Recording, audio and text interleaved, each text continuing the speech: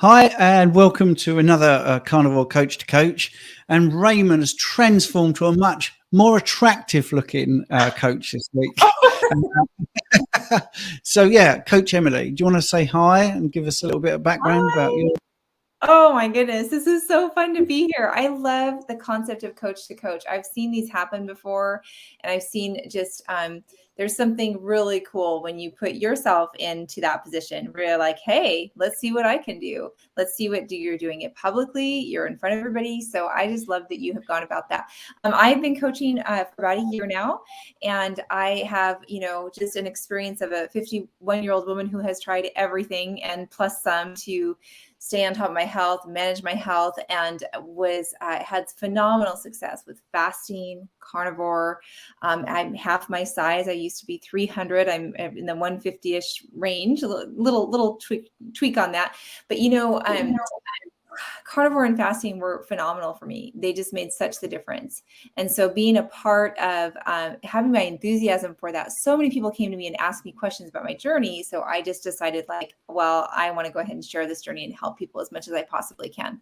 So I've done some online courses. I've done work with you. I've done work with Raymond. I've been in this for a little bit. And so, I am just here and available to help people as an accountability partner, help share what I can from everything that I have learned so far. And I just love being involved with this space and with the opportunity to help people.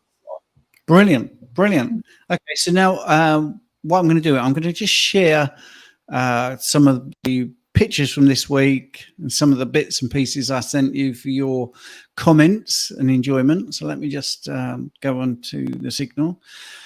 And so we didn't do a big reveal because, level 3 had ended. And at the beginning in May, I'd put weight on. So I put 20 pounds on. And then I lost 27.1 pounds doing chisel.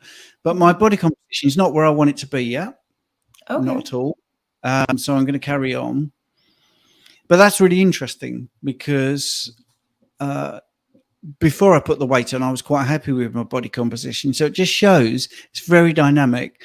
And I often say to coaching clients, because they'll say, oh, when I was 26, I did this, and this. And, I look this way. And now I look completely different. Well, your body will look completely different as you get older. And, I fed it all the wrong things. I really did. I did skim milk, orange juice, porridge oats, oatmeal, all the bad things, all of that. And but I thought it was healthy. So that's plugged into my body. So I want to change the body composition. And I think that's what's going to happen next. So it wasn't the end of a story. It was the end of a phase of doing, up to level 3. So yes. And the other thing that we talk about is, I'm not big on the numbers, by the way, but people are.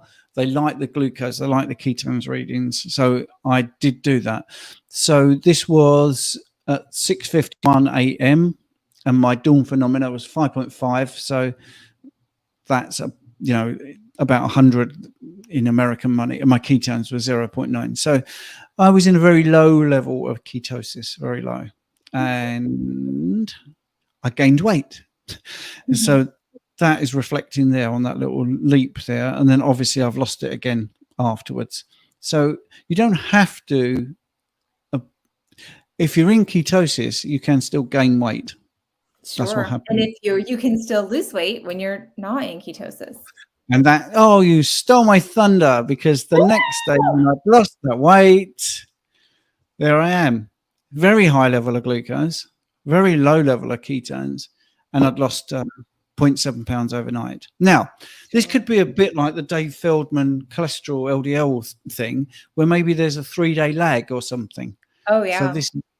So I can't categorically say that I lost weight even though I was not in ketosis, because it might be a knock-on effect. Mm-hmm. And I want you to see what I'm eating. So, losing weight, but I'm still having, sea bass, burgers with cheese, and then like butter with ham. So it's not like anything to do with calorie restriction, eating plenty of food, 2 fatty lattes as well. So I think the calories were something like 3,000 calories. So I'm still losing weight. Yeah. Yeah. And then in the morning, I had 3 strips of bacon and butter, and I've been eating in the morning again. Oh, good. And will my protein that I'm eating put my blood glucose up? This is the question. And will the fats rise? Because will the fat make the ketones rise? So remember, it's 6.6 and 0.6 up here at this meal, which was deliberately protein and fats. And what did it do? It took my glucose down. And my ketones stayed the same. So that is something that people say, oh, if I eat more protein, it's going to be gluconeogenesis is going to happen, and I'm going to put my blood glucose up. Well, there you go. It went down when I was eating protein. Like your body knows what to do for itself. It's almost like your liver knows what to do. Exactly. Yes. Isn't it crazy? The body knows what to do, but it's only had 350,000 years to work it out, isn't it? So that was brilliant. I was really happy with that. 27.1 pounds lost in total so far, still going down, even though I wasn't doing the chisel protocol per se, but I was still following the calendar. I wasn't a strict adherence as, when I was seeing Raymond. So there's those pictures again, just to remind you, it does make a big difference.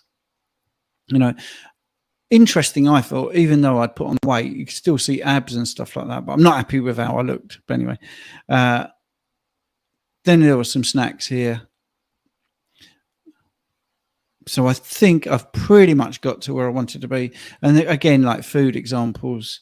And I wanted to do this because Nurse Nancy gave me a recipe for waffles.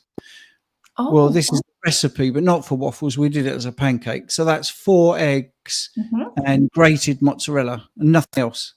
There's a fillet steak there and a chunk of brie. So that was Nurse Nancy. So that was good. So that was my week, Emily. That was my week. Beautiful, Stephen, and so much high fat. I know this is the trend in your home, and it's happening in my life too. We're kind of getting to that high fat continuum. Have you found, has protein come down for you experimenting with that, or is it hard to say? No, I think what's actually happened is in a consequence of the higher fat is actually I'm having slightly more protein. So both have gone up. Nice. Maybe the ratio of protein to fat. This is the nuance that people don't get. The ratio has probably changed. I'm probably as a percentage having a lot more fat than protein, but both as a raw quantity, I'm eating more protein and eating a ton more fat. So that ratio changes, but I'm also eating more protein, not less. So it's that's how people look at it. Like there's some sort of, basically if you raise one, the other one's got to go down. But that's not the case. You can raise your fat up and raise your protein, but this ratio between the two has improved. So I'm eating more fats and finding that it is more enjoyable.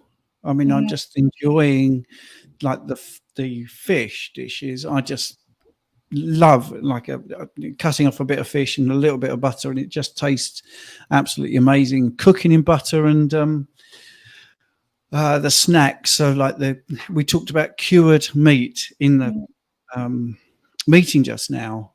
So we were trying cured meat to see if it makes a big difference. So basically like a strip of ham from Spain, and you just roll it around butter. And when I say a snack, it isn't a snack between meals. It's a snack straight after. So we're still doing like a dessert almost. Yeah, so it still qualifies as one meal basically. So it's an interesting, and I've not lost muscle mass. I've gained muscle, I think, actually a little bit, and that went down because of swimming. As soon as I went back to X3 and doing resistance training, it went back up. So all the stuff I've been saying about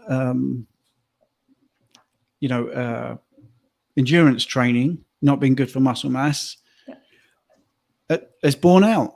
It's absolutely happened. And I was actually swimming at quite a pace. So I was trying to make it as high intensity as possible, still doing a fair distance of swimming, but really going fast in between, doing the lengths.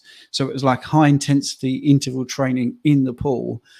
Still lost muscle mass because there was still that element of endurance. As soon as I'm back doing much shorter workouts and, you know, harder weights, harder resistance, the muscle mass returned very quickly.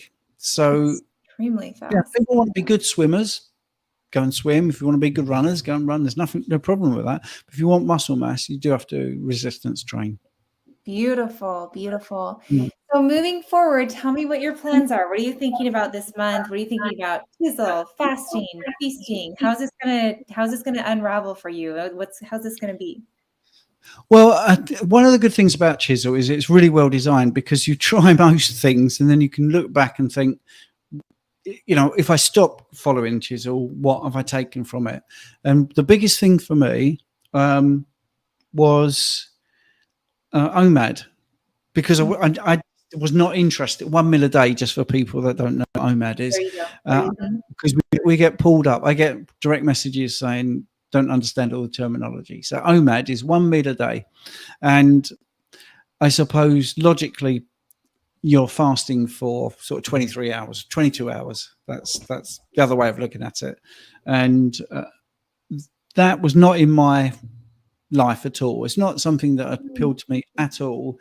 And then when I did priming, which is eating as much as you possibly can, 3 meals a day plus snacks, for people who don't know what priming is, and you do that for a couple of weeks, and you get to the point where you never want to eat again, that's how you feel, that was the switch, because it just totally took all the shackles off. I was totally free to eat how I wanted, because it got to the point where I didn't want to eat. There was no pressure to eat. So when Raymond said, right, you're going to do 2 meals a day, 2 MAD, by the way, 2 meals a day, that's fine. I understand that. And there was no, I was so satiated. It wasn't like, oh, that's not enough food. Oh man, I'm training. I want to get my guns out and all this sort of stuff. None of that happened. None of that. It was just brilliant. And then when we went to OMAD, like I say, 1 meal a day, that was so easy. And I'd never found it easy.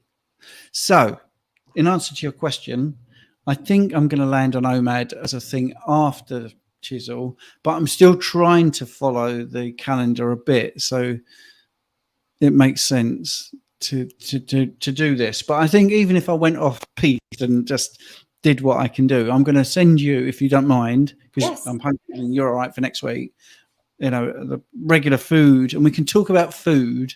Great. And the practicalities of eating this way, and we include drink as well. So I've been having a decaf coffee with cream when I do the meetings. Great. And I think drinking in the morning is problematic for me. And speaking to other clients, I think it is for them too. And I think it's better to not drink first thing. So what you're nodding your head. Why do you think that? Well, I mean, I've included that naturally in my life over the last little bit, and where I, you know, a wee bit of a dry fast, we could say. I don't want to get into that extensively because I'm not, you know, that I don't coach on that extensively, but like a little bit of that, I think goes a long way. I think it gives your body a rest and gives your body a chance to access its own metabolic water, and advances the benefits of the fast. And so, I've been doing that too. And it's, I think it's peaceful. It's another, I love anything that we can do to get ourselves in a neutral zone so that we're not needing this constant feedback, constant input. I just feel like as a society, we've gotten so weird where we have to just like, well, how many steps did I do? And how much of this did happen? And we're almost like trying to not feel neutrality, and we're trying to just fill something up so much. And so if we don't have the food there, well, surely we're just going to start guzzling things instead. And so I think anything that you can do, the more natural human state you can take in your days and in your life, I just feel like are going to be beneficial. So yeah, you can just rest that for a little bit and save it for later on. And I definitely think that there's some benefits if, you know, you're talking about taking caffeine out or something that kind of acts like caffeine or triggers an insulin response or stress response in your body. Let's just save that for later. I think that's absolutely a wonderful improvement that you're looking at. Yes. And it's interesting to see the comments, because Valerie there has said, why do all the groups seem to follow each other? High fat, low protein, everyone trying to find that magic key. I don't look at other groups. So if that's what they're doing, that's interesting. For me, it's because clients are constantly asking what they should do, and I feel I should live it firsthand. But the reason, one of the reasons I wanted Emily on, and I hope she's going to speak on this in a second, is I did have a few private messages saying, well, you're a male and it's chisel is easier for a male and you've lost weight because you're male, which I was fine with, because I can understand why people say that. But the physiology of the human body, there are similarities. There's definitely huge differences, and definitely is different for females. But I just wanted Emily to sort of speak on that a little bit, about the females that you've had doing chisel and the absolutely, absolutely. Is there inordinate background noise right now from me? Are we doing okay? Sorry. Yeah, every so often there's a little noise. Yeah. Okay. So, the female experience with the feasting and the fasting, I think that what I want people to understand is that the pace that we have it written at is not for every single person. And so to me, it's a matter of pacing it. And that if this pace is is causing triggers and too much stress, that it can be stretched out and paced a lot longer. What it's based on with so much nourishment that's different for women is we've been superstars at restricting. And so our background in restricting, I think, is just particularly horrendous to damaging all of the body's hormones and to getting ourselves into all kinds of adrenal fatigue and thyroid issues. So sometimes that priming period is going to last longer for in any individual, actually. But I think that, what you want to go into as a woman is feeling good. Okay, so we want you feeling good first. This is the component. We want you to feel good and stable and to hit a steady, stable zone.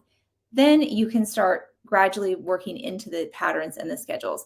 So I think it can be adapted for most women. So for my clients, it is very individual, honestly. Some women will take to the schedule right away. And sometimes it's when they've had a history of fasting that their body kind of remembers what to do and they can jump right into it. But a lot of times we go really nice and easy for a really long time, and they'll get to there's this push pull between, I want the results. But if you push too hard for the results and your body's rejecting that, then you're going to give up the whole thing. And so the win is carnivore always. And the win is stability, reaching a stable zone first, then start challenging yourself, because you need both. You need the stability and the feasting, and most people will benefit by some challenge. And the challenge of fasting is safe for many, many people. And for women, even just having that break from food sometimes is mentally so cleansing, and it helps you deal with your emotional triggers, because you actually have to deal with your emotions and you're not just seeking to food to fill that hole all the time. So yeah, I have seen so many women absolutely thrive on this. But if, somebody needs to take the schedule a little bit slower, then I think that's a beautiful thing. We just kind of go with her symptoms, how she's feeling, take a look at all that and take it as an individual basis. Yeah, see, this is brilliant, and you're very good at getting to the nub of it, because women, in general, restrict. So they call it calorie restriction, but that's just making it sound different to what it actually is, which is food restriction. And therefore, you're saying to your body, we're deliberately not going to give you the nutrients you actually need. Now, that is ridiculous. If no one had ever heard of calorie restriction, right, and I came on here and I said, Emily, I've got this great idea. Do you know what we're going to do? We're going to make everybody eat less than they really need. So that sounds terrible. That's a recipe for disaster. And exactly what you just said, it's easier for you to say it than for me to say it, because it sounds like, I'm not being fair, but women have a harder time of it because of things like calorie restriction. They're much more likely to have done Weight Watchers or something like that, and be much more likely to have thyroid issues. That's the biggest one that comes up time and time again. Have their gallbladder removed, and been on a low-fat diet, so the gallbladder wasn't working, rather than saying, well, let's make the gallbladder work by eating some fats and get it back to optimal. We'll just cut it out. And it doesn't mean you can't do carnivore. It just means that we need to be aware of that And so when you do start eating high fat, there's a vein, a portal vein that goes to the gallbladder, becomes like a surrogate gallbladder because the body is adaptive. So when people come to Prime and you say to them, you can eat as much as you like for 2 weeks, it's so alien to so many females because of what you just said. Because their life has been Weight Watchers and restriction and all this sort of stuff. And then some gain some weight. But it's really difficult, isn't it? It's really difficult to convince them that it's like it's going to be bone density, it's going to be muscle, it's going to be organs repairing, it's going to be hormones actually backing up. The thyroid can store 90 days worth of hormone. I bet many of those women have not even had, well, they haven't because they've got a problem with their thyroid. You know, they haven't got a day's supply. So there is also obviously subcutaneous fat, and some of their clothes, you know, they're not fitting straight away. So how do you get over that when someone says, I've gained a bit of weight and I'm finding that a bit of a problem? Yeah, I mean, we really focus on the nourishment and the health first journey. And it's really having someone that isn't actually going to keep that rabbits going, because sometimes women get to each other and will talk to each other about, like, they'll egg each other on. They'll be like, yeah, I want to look like this skinny person. I want to look like that skinny person. And so just having another female in your life who actually speaks sanity. And sometimes your best friend or your mother is like the worst. And every once in a while, that's like a jealousy thing. And so I think just having a trusted person that can say, your truest priorities are for you to thrive. The best thing that you can do is to eat in a way that makes you feel good, and understanding there are transitions when you're going to go through that phase. So I think honestly, just having another carnivore person to talk to about this and to just let it and sometimes it's just an emotional release that needs to be let out of that. We feel ashamed for having this body image or that body image. And we just kind of need someone to hold space for one, and just to absorb each other emotionally. But for two, to say, and we know scientifically, this is what comes back. It comes back down to our health and getting our health top notch. I love what you say about that backlog and storing up. Sometimes women just have a backlog of self-confidence, of talking to themselves bad, shaming themselves, and they just feel so weakened just to start with. And so sometimes we just have to beef up that piece of it and just talk about, why do they think the things they do about themselves, have an audience to that, and encouraging them in that, pursuing that positive voice, and those positive things are going to move them forward. Yeah, I mean, the voice of sanity, I like that. You do need a sane voice around. And I think that's one of the things that I find the mainstream media is very mixed, because they don't want you to fat shame, but they do. Right. They do. Right. They still do it. They still cast because they make money off of it. That's how they make their, and so there's too much money to be had to stop fat shaming women. Yes. But they're now in that place where, food is, processed food, and most food that you get from the supermarket is full of seed oils and sugars, refined carbohydrates. So the food companies are actually trying to change how you think about body image rather than change the food. So they're now realizing that, a huge percentage, more people are overweight than not in America. And it's all down to things like seed oils and hidden sugars, refined carbohydrates, terrible sodas, those sort of things. So instead of saying, do you know what, the stuff we're putting in your food is so bad for you, what they're actually saying is, you need to be heavier. Humans can be heavier. It's fine to be heavier, which is not good for your health. But it's just a way round. So the food companies haven't got to take any responsibility. But I'm getting close to a rant. I'm not going to do that. There's a question there for us from Cindy. Okay, do either of you have headaches during your fasting? I'm on OMAD and hit my 23 hours without hunger, but around the 20-hour mark, I start with headaches and fatigue. So what do you want to say? Yeah, I don't as much anymore because I'm so fat adapted. This entire process is about getting your metabolism healthy. And so we have the right foods, we have the right components, and everything inside the mitochondria of your cell get to where they're swapping over and they can transition well. When you're first starting, it's switching gears. There's a difficulty in switching gears. So I think as a beginner, it's fine for a headache to use some salt. So we try not to get people to use a lot of electrolytes and douse themselves with water, because we want your body to adapt to this. But sometimes you need some little helpers as the body is adapting and getting used to switching its fuel source. So I would probably start with that. What we want to get away from is using any kinds of drinks, electrolytes, things like that to white knuckle, to like get yourself to fast longer, to like force your body to do the fast before the body's ready. So that would be my recommendation for now. I don't get headaches anymore during my fasts, but I did when I started. Perfectly timed, because as you were speaking, my hearing aid battery gave up. People wondered what I was fiddling about for. Yeah, I mean, if the headache is really bad, then yeah, a small glass of water like that with a little bit of salt is good. But eventually you will adapt, and your body will not give you the headaches. But that salty water trick is good for anyone with a headache at any point. It's always worth trying that first. When you go to hospital, you know, if it's an emergency, they'll put a saline drip straight into you. There's no danger with salty water. It's pretty good. So, yeah, but thank you for the question. That's excellent. That's really excellent.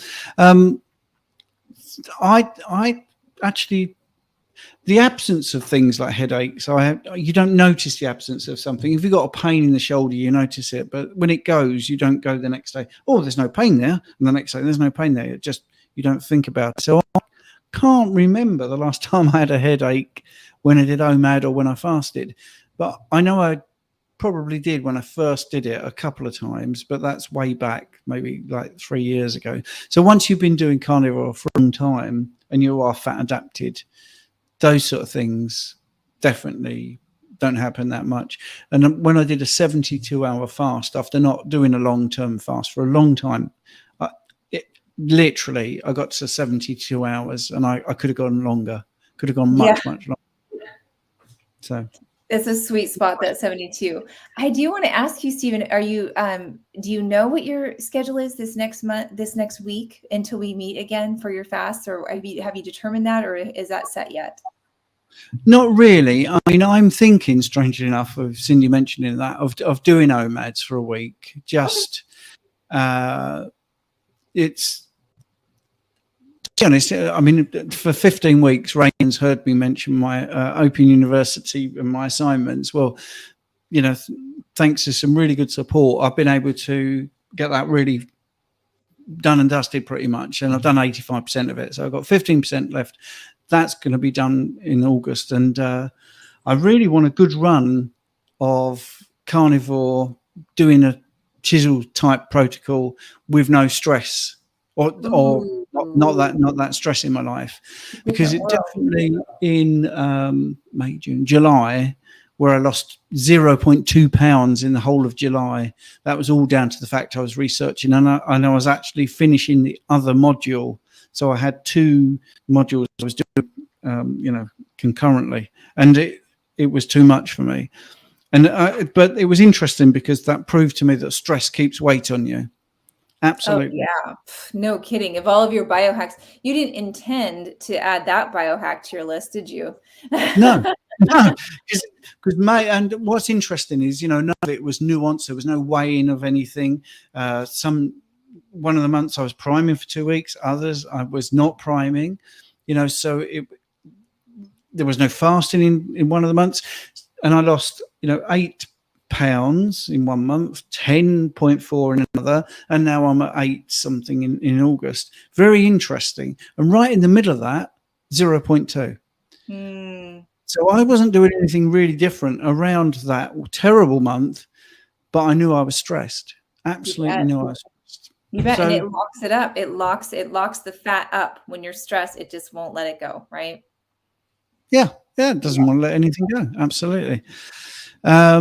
Stephen, have you completely eliminated coffee for a finite time with any conclusions? Yes, that's a great, a wee scotch. Look at that. Right. I don't know if that's a reference to the Scotch drink, but a wee scotch, I think it's Scottish. Right. Anyway, yes, my conclusions about decaf coffee. Well, firstly, caffeine is definitely a no. definitely a no for me, because that will stimulate me, my blood glucose up, put my insulin up. So caffeine is definitely not good for me. So then I went to decaf.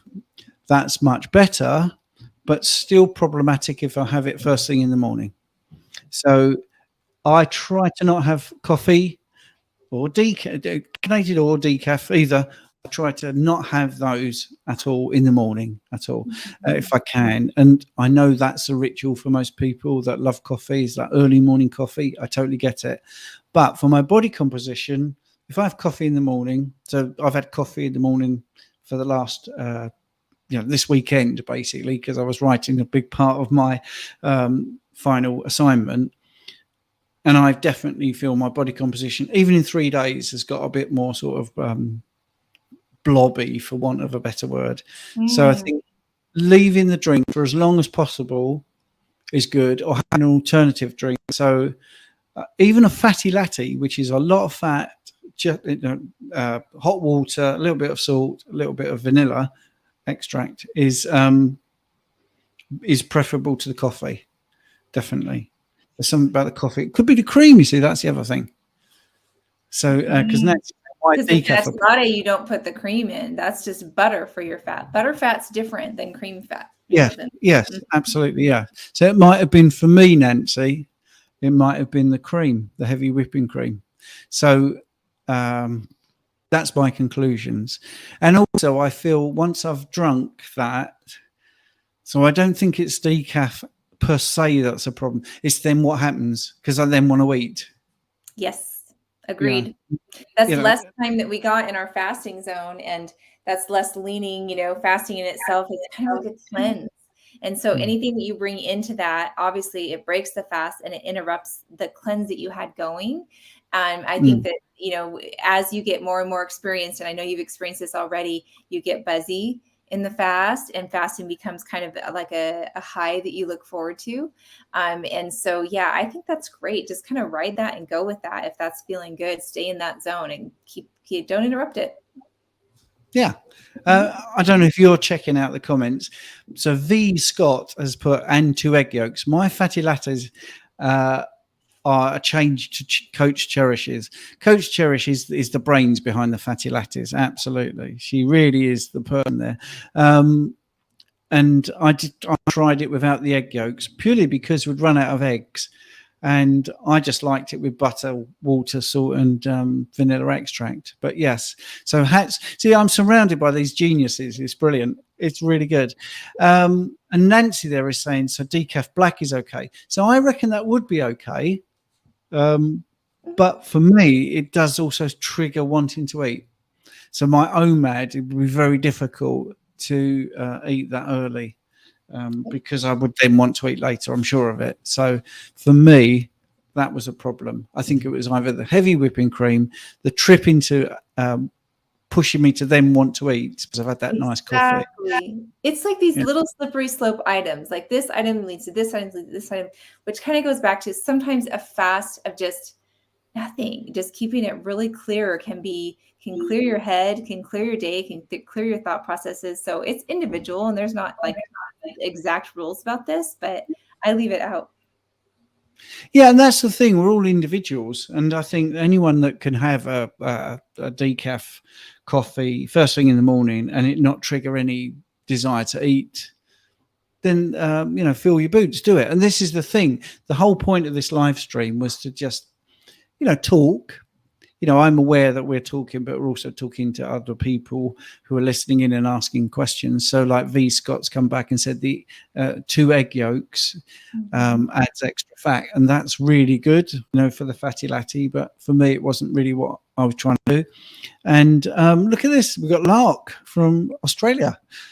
Do you know Lark? No, but I assume he's one of our friends from Bart days, because he's in Australia. All right. Oh, Lark's amazing. Wow, that's great. So that's really good. And yeah, Zoe agreeing with us, which is really nice. So it's nice to have all these people on. So the fatty latte, you see, it's very flexible.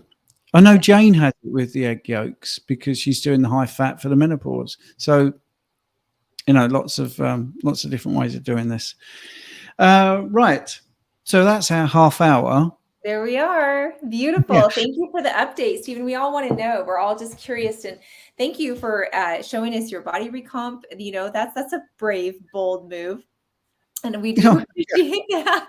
It's so cool just to see, you know, what can happen. And now that we are squarely 51 and is it 57? No, 58. 58, yes. Thank you.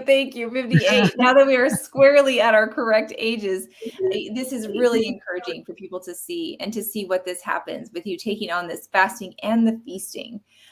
So I'm excited. So next up is you're back to the X3. Mm-hmm. Okay. Yes. And we're doing OMAD and X3 is the aim. Yes. And just for people, just because I will do pictures of food for Emily every single day.